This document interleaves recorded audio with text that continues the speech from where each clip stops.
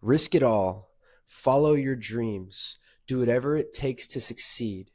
The following conversation is with Sydney Peterson, owner of Riseline Realty, Riseline Acquisitions, and the operations manager for Legacy Preferred Lending. Please enjoy this conversation, and I apologize for the audio quality. Make sure you turn it all the way up to listen to the gems Sydney is about to drop. Great. So, first question. What was your biggest fear leaving everything behind to come to Texas? And can you tell me about that transition period in your life? Yeah, it's hard to remember, honestly, thinking back about what I was scared of. I was more excited than anything. I was scared of the money aspect, I would say. I jumped into it really fast, so it was like a month in advance. I put in my 30 days notice on all my jobs, and then I told my mom and my dad that I'm leaving in a month. So it was very unplanned. So I only had an Airbnb booked for 2 days. Everyone's clicking, so then I had to figure out from there. So I wasn't scared when I was leaving, but as soon as I got here, I was more terrified of, okay, what do I do? Right? How do I buy a car? How do I get a job? And just figuring all that stuff out as I go. How did you just figure it out on the fly, or how would you go about systematically finding the car, finding the place after you were able to? So I had a plan in my head of what I was going to do when I got there, and then I'll go back and I'll look back on the videos of when I took, because I did do a lot of videos of me talking about it, me going through the whole experiences, and so I'll go back and look at them. But it was pretty scary once I got there. Once I got there, when the adrenaline went off, and the excitement went away. I think the most scary part was with the no money coming in. I didn't have a job. I didn't have anybody helping me, right? So the first thing I did with the Airbnb for the weekend, the plan was that I was supposed to have it booked up until Monday. So I flew in on Thursday, and I was supposed to have it booked all the way up to Monday so I could find a place to live. But I ended up booking it for only 2 days instead of the remaining days, so that was a bit of an issue. So I had to go scramble to find a new Airbnb. But I went in, I already had some interviews lined up. So before I got there, I just went in to do the interviews, and then I ended up just getting a job at a restaurant serving like I did back in North Carolina. So that worked out. So I didn't get a job. And then for the car, I searched around on Facebook Marketplace. Worst thing to do. Horrible mistake. So I searched around Facebook Marketplace until I found one that was $5,000, cheap car. And then I went to go see it, and then I bought it from there. And in terms of place to rent, I did use an agent that helped me find a condo. Nice. So starting at the young age you did in real estate, and building multiple income streams is what you did, correct? Yeah. Your income streams consist of being the operations manager for Legacy Preferred Lending, your Riseline Realty Group, your Riseline Acquisitions Company, and your investor advisory program as well, correct? Yeah. Do you have any others besides that? Sorry, no. No? Okay. How many income streams do you think the average person in today's crazy market economy should have to feel comfortable and sustainable in their lives? I think the biggest thing is, it depends on what you do. If you're an investor or you're a realtor. If you're a realtor in this market, I think you should understand how to invest in real estate, not even for yourself, but to get your clients better educate your clients, but also be able to get more sources of income when it comes to wholesale or creative financing or anything along those lines. Just because if one thing is slow, then you can lean to the other. So if you're a realtor, I do think you should diversify, learn more about investing, because you can make more money when the other side is slow and you have more ways to make more money. But honestly, I think that's really the biggest thing in real estate is maybe just to lean on the other thing when things are being tough, but also to have other exit strategies for your clients, right? Instead of just being able to listen for them, to be able to give them a cash offer or give them a faster sale, which works better for most people. Out of all the things you do, which one is the most challenging for you? I would say the most challenging for me in this current state of where I am is learning how to scale. Of course, I've never scaled a business before, right? I've never started a business before, a company before. So right now, that is the toughest thing across all boards is like hiring and managing people.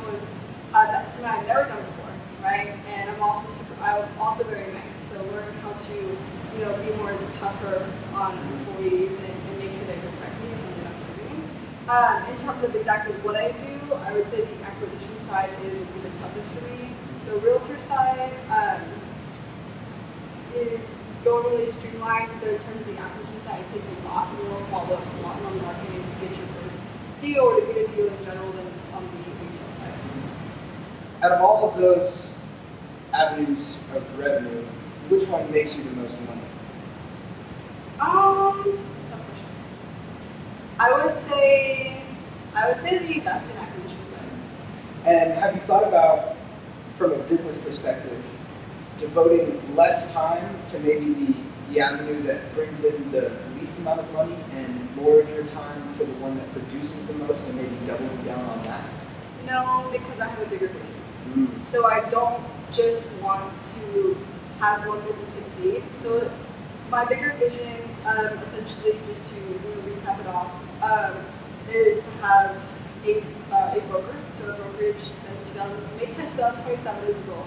To have a brokerage, so my realtor team right now, basically building that foundation and building that knowledge and the group of community and people and that culture that I've helped in the brokerage.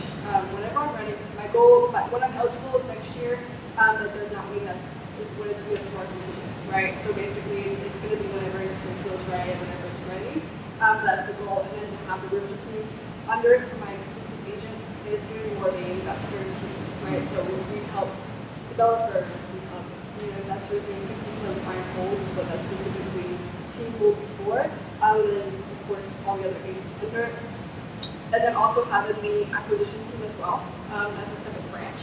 And then also having a broker company as another branch as well, so for traditional financing, DSCR loans, and whatnot. So that's essentially where the bigger vision is. So that's the reason why I wouldn't focus on the acquisition side primarily right now, because the bigger vision is scaling all these companies up so that it's a one big branch instead of operation. So how exactly, when you first make contact with a realtor, how exactly do you communicate to them that working with investors is a huge upside to them and their careers? Yeah, essentially a lot of realtors know about it, and so it's a little bit easier, right? A lot of realtors understand, not really understand, but know the investors and know wholesale and know that whole section. They just don't know how to do it, right? Or they're not familiar with it, or they've heard from maybe their brokerage or whatever that wholesale is bad, investors are bad, right? Wholesale is bad. And so usually how I approach realtors is just like showing them the right process, right? Showing them how to actually run their numbers, how to use private money, how to use private money instead of just cash, and just to show them that they can get into investment real estate a lot easier than what they originally thought. And then also going through and explaining how wholesale works, not even to show them how they can do it, but also just to show them it's not as scary of a process, and not all wholesalers are that, right? And just kind of showing them.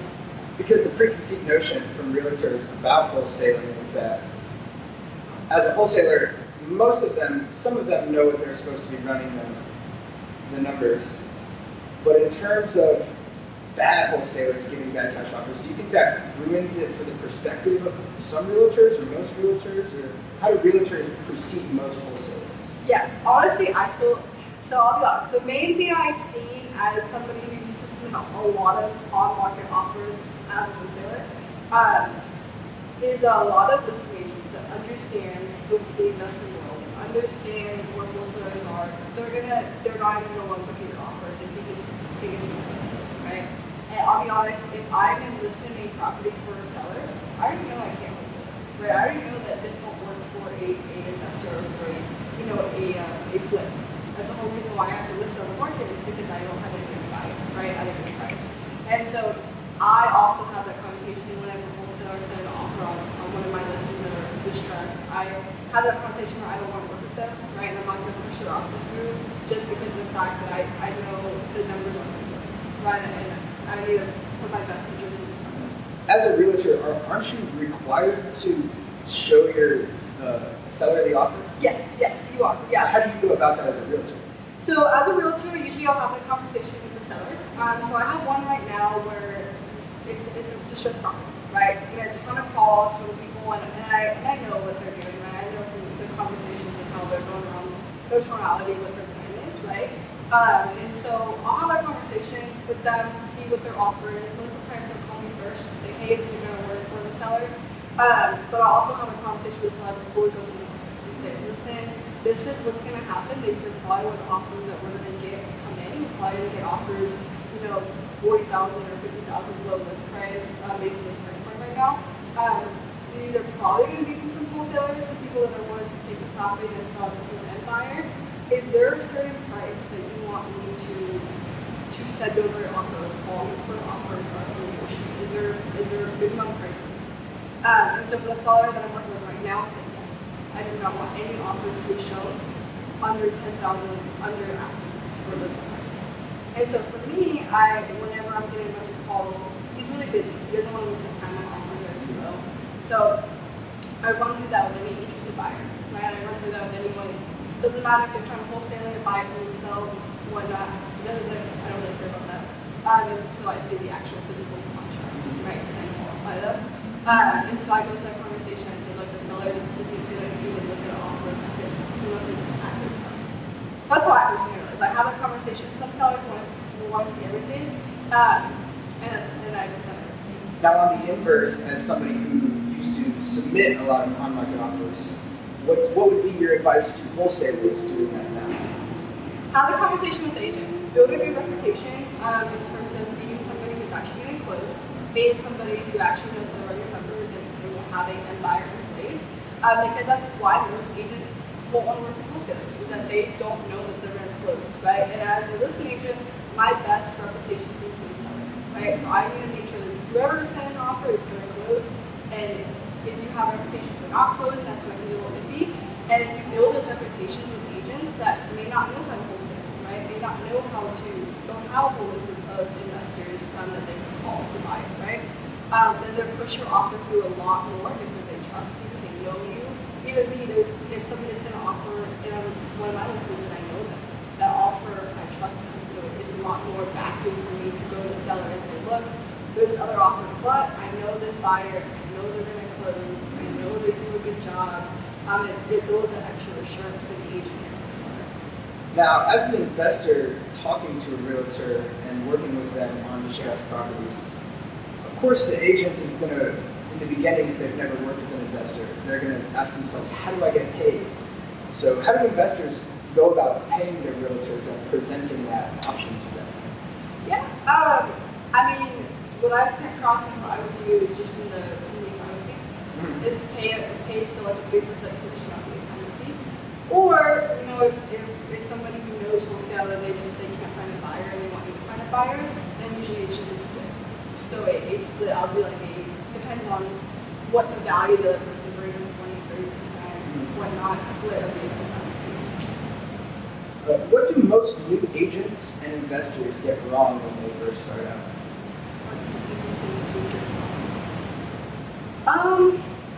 I think the main thing, in terms of agents, right, because I feel like it's definitely two separate things, being a realtor and then being an investor. As a realtor, I think what most agents get wrong is the value of personal connection that brings to the table and outbound prospects. I hear a lot of realtors now telling me that cold calling doesn't work. I can tell you, all of my listings right now are cold calling. I can tell you that right now, right? I've gotten tons of buyer clients, tons of listings. VAs? Just from, but also once you get somebody qualified, taking over and actually understanding how to talk to sellers. Actually understanding the psychology, and not even just talking to sellers, but talking to people in general, find out what person they are, right? And then also walking them through the whole process. I'm somebody who, when I come across a seller, right, and we talk about it, I have the mindset that I don't need your sale right now. I don't care how bad I need the sale, how bad I need it, I don't need it when I talk to them, right? Because when you be too pushy, and you get too pushy and you start forcing them to sell now when you know it's not the best interest for them, they're going to end up resenting you and hating you. And I've seen it so many times when sellers who have came to me and said that's what they do not like about their past agents. And not even the agents it's their wrong, but they just push the seller to do something and they knew it was the right time. Would you say that's the same for wholesalers and investors, given the common expression is fortune is in the follow-up? So how do you go about following up without being a pest? So Providing value every time. But to answer back to your first question, what investors do wrong when they first start out is not understand how to run their numbers correctly. And building that reputation that they don't sell good deals is a big thing. And then also, if you don't know how to run your numbers correctly, you can't close a deal, so you build that bad reputation for the sellers. But You've branched out in your real estate career quite quickly. yeah. We already asked about your vision for your business in the next 10 years. So what's your vision for your personal life look like in the next 10 years? Because obviously, Everything's big now. really, because obviously when you're scaling companies to that effect, a decade's a long time. And in my opinion, it's hard to gauge what that looks like for a person in 10 years. So do you have an idea of what that's going to look like? Ever since I moved here, I've always been thinking on China and about having that vision and having those time blocks to get there. Even though how unrealistic they are, I try to set, realistic, but also we only live one life. So I set your dreams hard and set your goals hard, and you're going to work hard to accomplish them. In terms of my personal life, inside of business side, I don't really have much of a balance right now. And so a lot of my personal goals are a lot bigger than just small ones. But the whole goal is it's a 5-year plan, right? So I'm 21 right now, so I'll be 26. Is to have the vision completed, right? And have everything set up where it all runs themselves. Of course, I'll still need to be there for the business itself, but have a CEO and an acquisition manager and everything in place where I don't have to be there for the day-to-day stuff, right? And then so after that 5-year mark, that is also when we want to get married, right? So we want to get married, build my dream house, and start having kids, right? And so after that 5-year mark is when I'm going to start doing that, and then I'm traveling and basically just enjoy life. I haven't really enjoyed life. I was about to say, you said you don't have much of a balance. Do you believe that there should be a work-life balance? Or do you not believe as a young entrepreneur trying to scale and build multiple businesses that that's even possible? I don't think when people say having a work-life balance, I don't think it's true. I don't think you should have a work-life balance when you're trying to succeed. I also do believe in taking care of yourself, and I can tell you that it's hard. I don't go out and hang out with people with my friends or hang out with my boyfriend. That's perfectly fine with me, right? And that's my sense of that's when I relax. Like I'll go home, we'll take a day, and we'll go out, and that's my balance per se, right? Like I say, it was hard. It's hard, and that's why it's kind of like, especially people who work with me and everything, is I tell them that this industry is not easy, and not having a work-life balance is not easy. There's so many times where you're gonna get burned out and you're gonna break down. I cry so much, that's like my release of emotions and everything. And but you can't be successful if you keep taking weekends off, or you keep going out, or you keep partying, or you keep drinking every weekend. You just won't be successful that way. You gotta put 100% into your business and just go full focus into it. Have you had that mentality from the beginning, or did you acquire that when it became super difficult? Since the beginning, I always had my back against the wall because I put myself in a situation to be hard, right? I had a great childhood growing up. I always felt the way that I was able to have, fantastic parents and, a great house and a kid growing up and everything. So I never had to struggle with money, right? And so I moved here for the exact purpose. Everyone was like, oh, you ran away from it. And I was like, yeah, I kind of did. I didn't think about it at the time, but when I think back, I kind of did. I feel like God puts some visions in your mind for a reason, and every vision He puts into your brain, you can make, and He wants you to do, right? And so when I was in North Carolina, I would skip high school to go work, and I went to a restaurant, but I would just work all day, right? And I didn't know why I was working. I just kind of felt like I loved it. I love like the hard work. I love just showing up and making my own money and not letting anybody else. But then I saw also my mindset wasn't there, right? Like my mind wasn't tough. And I was doing bodybuilding all the time, so I had that like mentality at the gym, but in my personal life I didn't, and so I really just did it because I wanted to learn what it felt like to struggle with money. And then I know when I do become a millionaire, I do become successful, and I want to make sure it's not because I was giving anything, but because I couldn't help myself. that's essentially why I moved here. And I kind of went off topic, so I forgot. Do you recommend doing that for somebody trying to chase their dreams, is putting your back against the wall? Yes. Put yourself in a position where the only option that you can do is succeed in your dream. Right? And I think that is the best decision ever. It's the best decision I've ever done. It teaches you so much. And of course, there's always a backup. Burn all the bridges, but of course, you can go out and get another job. Of course you can, right? That's easy. Even if it's working a simple, minimum wage job, there's always options. But you have to put yourself in a position where there's no backup plan, where there's no plan B. Because when you start having plan B, you start getting comfortable. And you start not working as hard. But the second you take away all your options and you put yourself all in and you're back against the wall, you're going to succeed. What would you walk away from now in real estate that you would have chased in the beginning?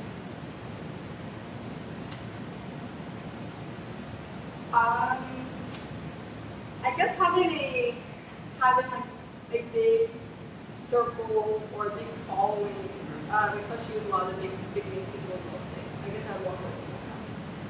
Why is that? Mainly because I do believe that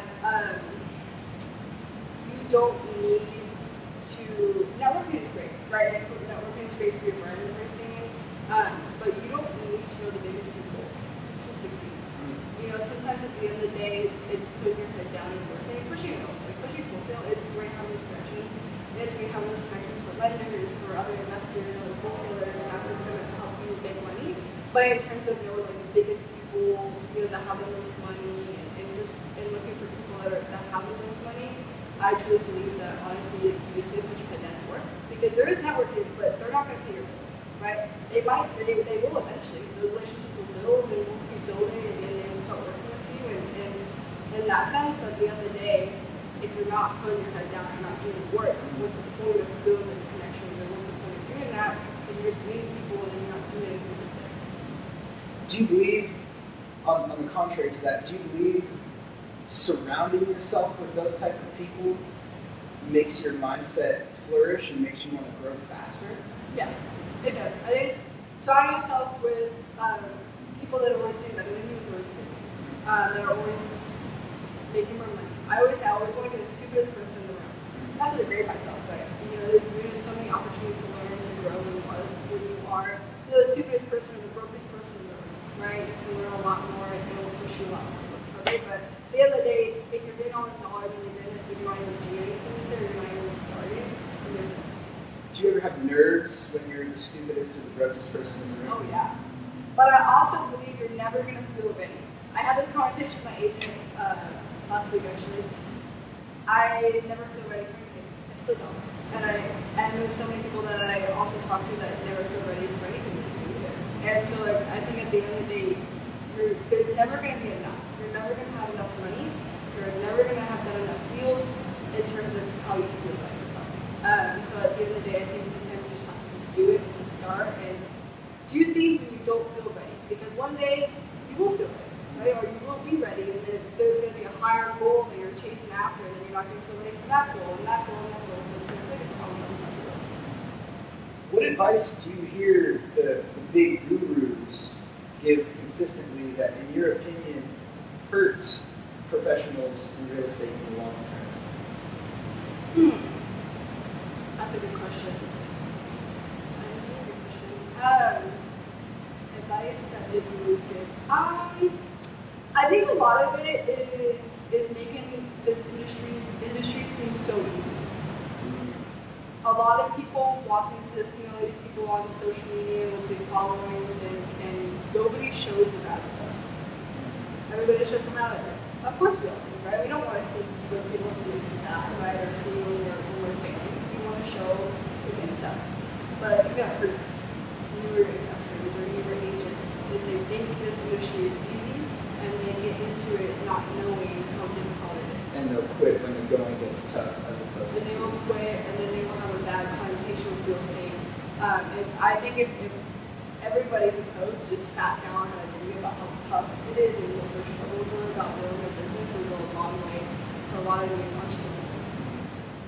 All right, I have a second for you. It's rapid fire questions. Oh, great. Okay. This is something that only experienced investors talk about. Oh, it's hard to answer fast. Experienced investors talk about. I would say larger deals. Yeah. What mistake wipes out good investors? Moving too fast and not knowing how to run your numbers correctly. What's the most underestimated skill in real estate? Knowing how to read people and communicate. A deal killer that most people miss. Metro stopping out front, railroad track next door, on a major road.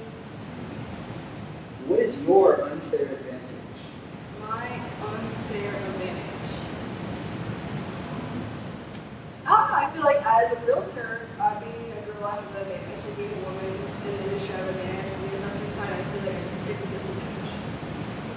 So for me, it's a little bit. Why is it a disadvantage? I feel like there's not a lot of big women in real estate on the investment side, but there is on the realtor side. So as a woman, you have to gain respect from somebody and get people to listen to you. You have to basically overpower your knowledge and education to people who trust you. What separates agents and investors who do 5 to 10 deals a year versus 50, 75, 100 deals a year? I don't think it's about how hard they work. I think it's about knowing the systems and actually execute them correctly. Right? Having systems in place to make people follow. How do you go about discovering those systems to put in place? Networking with the right people. I think courses are great. I've bought courses before, and I've learned so much, but I was so selective about what course I bought, and I learned so much about systems, and that actually built all the systems that I make, close all my deals on today. So I think it's worthwhile in some courses, but be really careful with the courses you do choose, but also just reach out to people that you see have a what you want. So maybe a realtor team or a acquisition team, and see if they'd be willing to let you know what CRM they use, what follow-up systems they use, and maybe more of those things. Do you have any real estate regrets? I wouldn't say regrets. I always believe that I'm moving slower than I should be, or I'm moving slower than I want to be, but everybody else tells me I move too fast, right? So I feel like it's definitely a battle there. So I guess my regret is it's not starting things sooner. I'm not getting real estate sooner, but I also got real estate 18, so. That is pretty soon. Yeah. Did anything nearly take you out before things clicked for you? Thankfully, no. I have never been at that position, but I've also been very smart. I move fast in terms of when I have an idea, I do it and I start it, and I've always been like that. But in terms of buying deals, I was put in the right rooms and the right connections very early on in my investing career. So I know how to spot a good deal and a bad deal a mile away. So I was never put into a position where I, bought an investment property that was a bad mistake, or I moved really slow when I started, buying properties and everything, and going into that journey, and then also starting the acquisition company, realty company. I feel like I took my time to actually learn what works and what isn't working from what other companies I see. So if everybody says to you, you're going too fast, how do you go so fast? But in your mind, you think you're going slow. Why do you think that is? I have really big goals for myself. I'm very hard on myself. I feel like all entrepreneurs and business owners are really hard on themselves. But I feel like my goals are really big, and I have my timelines, right? But I have always set unrealistic goals for myself for each year, because I feel like if you do, you're not going to get there, but you work 10 times harder to get there than you would if you set an average goal. It's the shoot for the stars, land on the moon. Yeah, because if you check it, then you're like, oh, I'm done for the year, I'm good. Yeah. Take the rest of the year off. You're like, it's September, But when you have big goals, in December you're still not going to reach it, but you're going to be working your ass off to get there, still in December. So I've always set really big goals for myself, so I feel like that's probably a big reason of it. I also have really big standards for myself in terms of where I'm going and where I'm at right now. I think that's why I think I'm moving too slow and the rest is not moving too fast. I know you quit your jobs to pursue this full time. At what point did you know I'm never going back to having a W-2 job? Honestly, as soon as I quit, I'll say this, I'm a horrible employee. Really? I will say that. I'm very stubborn, and I'm very crazy. And even as I was little, my mom would say, no, that won't work. And then I would try to prove to her why I could figure it out and why it would work. And I also never gave up. So I rode horses growing up, and I would train horses when I trained like horses. I bought a Mustang, and I had to train her to, she was out in the wild, and to, have her be around people. And that was something where I just would never give up on. She would, try to run at me and run me over, but I would never give up on like making her figure it out and everything. So I say that like a horrible point where I hate being told what to do. And I also feel like I have good input, but I do not like it not being received. So me going back to a job, a W-2 job, I would not be good at that. Speaking of Mustangs, you bought a Porsche recently. Yeah. What did that mean to you exactly? I actually didn't want to buy it. Really? Yeah. I have been in survival mode since I moved here, and I never really got out of that. Even when I'm doing a lot better, of course, when I was like out there and I can buy more stuff now, I'm still I hate spending money. Every cent is accounted for. Every month I go through all my expenses, and I don't like spending money on things that don't bring me money back, right? And so for the car, it meant kind of moving to like the next journey in my life, right? And moving to the next journey back and build these companies up and actually see results for myself is a big thing too. In real estate, we make bigger checks as opposed to an hourly wage, right? So how much of that do you reinvest and allocate back into your businesses? And how do you go about strategically placing money in this business versus this business versus this business versus my personal thing?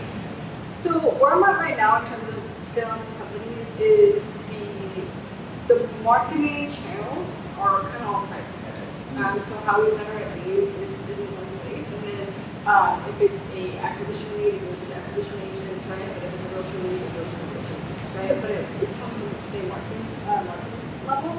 So those checks, majority of that goes back into that, and then I also know how much I spend monthly on personal expenses, bills, and parking and utilities. And so I look for withdrawals in a sense to take those into those two lines or pay the each month.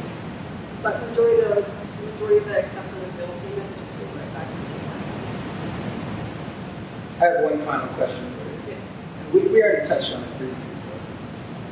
What's the real cost of success that nobody posts on social media or will tell you about when you first get into this industry? You sacrifice. I don't see my family.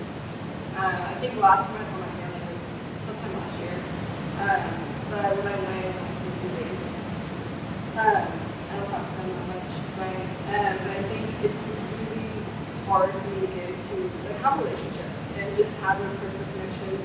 I don't really do well with friendships and everything that just because I'm so focused on work, right? And that's my goal. I'm so focused on my business. So you have to sacrifice it. You have to be willing to sacrifice your relationships. Your family's not going to understand why you're doing it, why you're working weekends, why you're not showing up to holiday parties or whatnot, right? They don't understand. They don't see the bigger vision. They see you as selfish.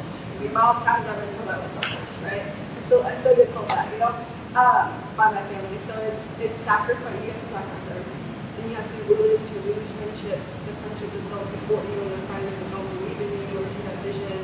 And I mean, even relationships. You have to be willing to sacrifice the relationship you're in if they're not going to support you, right? And finding that right person that is going to support you, does understand why you're working so much. Most people don't want you to work 6 days a week, right? They don't want you to work late hours. They're not going to understand. So if you're in a relationship with somebody who doesn't understand why you're doing what you're doing, why you're working so much, and restricts that for you, you're never going to succeed. Like your spouse or your partner is the exact reason why you're going to be successful. So just make sure you choose correctly for that part, but you're going to have to be able to sacrifice, especially your person. Thank you for your time. Of course. Thank you. Okay, we're going to cut. So we're bringing in Josh Villalon, Sydney's boyfriend. He is a supply chain manager for a company who brings in billions of dollars in revenue every year. So we're going to ask him a couple questions. When you're responsible for over 200 people, what actually keeps you up at night as a leader? The short, funny answer to that would be seeing if anybody's going to call up. But what keeps me up as a leader is did I finish the day? It's hard to, in a business like that, work's never done. So you get home and you're starting to wind down and something hits your mind. I forgot that. That's one of the main things. That type of business, you gotta know when to stop. What's for tomorrow? Do you think that's possible to separate your work and your home life, or is it a shuttle of time? It's a juggle. It's a juggle. When you're part of a big company, whether you work for yourself or for somebody else, it's what's important to you right now. I try to plan ahead for it in the workday. If I know I have some family stuff that we need to do, or that we have stuff planned, I want to get up early that day and hit the road running and make sure that I'm done to avoid that I forgot something, or be able to be home comfortable for whatever we need to do. Cut. Can you give me the mic? Oh, yeah. I just thought about that. I was like, what's that? So it's missing. Start over. Yeah, now say all of that again. I'm just kidding. How do you balance when that many people are you being respected and being liked? That one's tough. It's respect's I think everybody has a different perspective to it, right? When you have that many people, you're trying to be a leader. I try to think of like what they respect, right? And the people that work with me, my teammates, the ones that help us get through the day. What I know, they've been there for years, and I try to push this day, like proud of their work, right? And they want to be reminded that they're doing a great job and stuff like that. So part of like earning that respect is recognition for what they're doing, and then also being able to turn it off and switch to boss mode, because we have a job to get done. And so to be able to take that hat off and say, so-and-so that's been here 22 years, stop what you're doing, we need to do this, And sometimes you get the questions on like why and this, that, and the other, and you have to put your foot down, like, we're supply chain and we're on a time limit, so we'll talk about it later and get it done. And that will command respect with a lot of the guys that have been there a long time. We're a great team. Tell me about fitness and how working out keeps you level-headed as a man with a demanding role in a big company. I see it as a good outlet, managing a lot of people, it's a mental strain. It's a mental game from, for the whole day, really. You're always on the clock. You're going to get called upon or send a text message, all throughout the day, whether it's morning or night. And so to have that 1 hour to 3 hours to just shut out the world and grind, it's a great outlet. What are your lifting goals right now? Right now, I feel like I'm close to retiring, but I've tried to retire twice.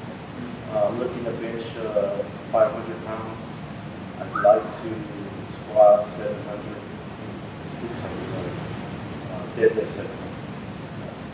Definitely in the 1,000-pound club. Do you recall your most difficult moment in the gym? And what was that like? Most difficult moment in the gym. It's getting over the injuries, and not the injuries themselves, you know, and the recovery times, but like what they meant. I feel like that's more difficult than showing up and doing all that stuff because you get overwhelmed with the sensation and then the loss of time you're gonna face, but you fail to realize what that injury meant. And so if you're going for a big lift and a certain muscle, you know, gets strained or something like that, it was really difficult to like figure out how to get past that. That was a big challenge. Is that a thought that lingers in your mind when you lift today? Like say you're performing a certain lift where you injured yourself a time or two before. Do you have that in the back of your mind? No, not anymore. So that's what was difficult about it before, because you wouldn't process that information and know how to, you know, make a plan out of it. And so like now it's one of my big deals with my buddies or anybody new that they don't work out with me. I'll explain to them, you know, like you barely got that, or if they fail, like what hurt, and I'm like, okay, that's something you don't work on. And so like now I'm looking for it. I'm looking for what's gonna tweak, because I think that's your body speaking to you, telling you get bigger here and this will go up. What was a difficult time in your life similar to a difficult gym moment in regards to persistence and not giving up? I'd say I've been in supply chain for 14 years now, rolling into 15. When I rolled into that, I was balancing warehouse work, travel for that company. It was a different company I was working for, and full-time college classes all crammed into 2 days a week. That was challenging because even though I was hired as part-time, I took all the full-time hours and overtime. I would travel out of town and come back to college, and that had to have been the toughest time. I can't think of anything more difficult than that strain. A lot of the stuff that you face in the gym or juggling with work and managing people is nothing compared to that. That was tough. What are you working on in your gym right now? We spoke briefly before this about a brand you're working on. Yeah, so I have a company and I'm running retail operations for the gym, Gain City Gym. I run their retail op for them. I'm buying, I'm filling them nutrition products and ordering apparel just to push their branding. I'm there a lot. I work out with the owner and I said, this is what you need. And I'm used to that work all the time lifestyle. So I said, you know, I can do it. I do it. How do people find that or find you or get involved in that? Yeah, so we have an Instagram page, Gain City Gym. That's Gains with a Z. And then I run the shop, has a separate Instagram, shop at Gains, Gains with a Z. And we're on there. As a noob in the gym, what routine do you recommend to get as big as I can in the shortest amount of time with no steroids? Give up on thinking it's the shortest amount of time. Consistency and just knowing it's going to take time. You know, steroids is what shortens the time. So if you're going to do it and be natural, you need to plan for the long haul. It takes a lot of work, a lot of food, and most of all, cramming new knowledge in your head. That's the chess game. What's your philosophy on accountability, especially when someone is underperforming in the workplace and maybe even the gym as well? So accountability, I like to tell everybody you're an adult. You know what you're here for. If you're at work, you're here to earn a paycheck, earn a living, honest living, right? And what you're here to do. There's rules. You've been here how long? You know, I like to weigh all that stuff. So I'll go through that steps, and the same thing in the gym. The way you hold yourself, you know, at work, right? You're doing that in real life. Like we push. I like to push the you know, integrity, respect. Throughout the work day, you know, like I said, a lot of the people that work for me, they're how they work the work they do, right? And so attendance, you know, if you try to earn a living, you need to be there, you need to be on time. If you're trying to work out and get big, you need to be there. You can't miss. It's like how you do one thing is how you do everything. Do you ever have to fire anyone at your job? Yeah. And how do you go about doing that gracefully? I'd say that's one of the tougher things, or tougher part of management is parting your ways with somebody. You have to have those conversations with them. That they're always tough and never easy. Still leaning back onto that philosophy about whether they're a new hire and they didn't make it through the performance. I kept that philosophy the same. Be here on time. What you try to do. Here's what you need. We need to hit these markers. And you know, we have a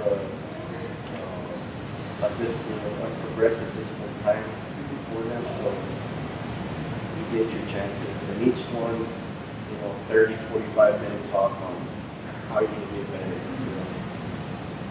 How do you motivate people who just show up to collect a paycheck? Motivation.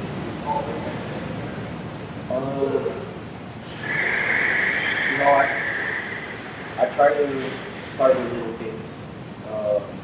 You walk in, simple. It's an early job. You're there early in the morning. Your heads are down. When you're walking in, simple hello, good morning. Even if I don't get one back, all right, we'll see you later. Little stuff like that adds up over time, and it's more of I don't want to motivate them to work hard and endanger themselves, but I also don't want them to hate what they do. You got a job, you love to provide for your family, or maybe if they're by themselves and earn that paycheck, but you like doing it. And so part of my first step of motivation is reading, being able to speak, stuff like that. If you could coach or give a piece of advice to your 18, 19-year-old self about managing people, what was the one thing you would say? Keep doing what you're doing. I think being a part of sports, when you're in that, you're part of a team, it's just being in the mix. Don't get out of the mix. Stay in there, keep talking, keep coaching, keep working with others. I have some rapid fire questions for you as well. Leadership is what you bring to the table. Most people fail as managers because Failure to care about others. Respect is earned by What you do. culture breaks when That one, that's a heavy one. Heavy one to answer fast. Culture breaks when you fail to keep your word. the most underrated leadership skill is Speech. I have one final question for you. When performance drops, what do you look at first? The person, the manager, or the system?